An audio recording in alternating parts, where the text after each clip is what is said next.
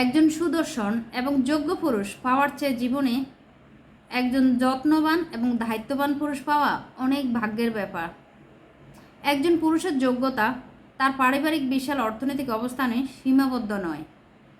যেই পুরুষ তোমার জন্মদিন মনে রাখে, যেই পুরুষ তোমার মন খারাপদের পড়তে জানে, যে পুরুষ জানে তোমার পছন্দের রং কী, যে পুরুষ জানে তোমার পছন্দের খাবার কী, তোমার জন্য তার চেয়ে অধিক সুদর্শন পুরুষ আর কেউ হতে পারে না।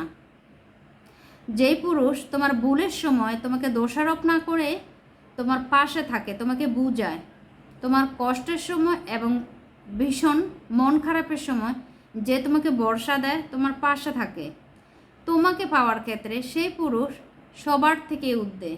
একটা কথা কি জানো, সম্পর্কে যদি ভালোবাসার যত্ন না থাকে তাহলে যোগ্যতা তলানিতে পড়ে যায়।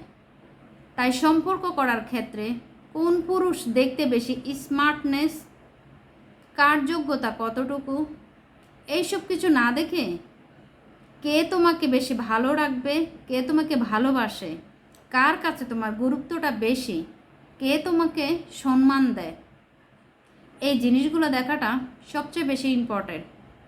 ধন্যবাদ।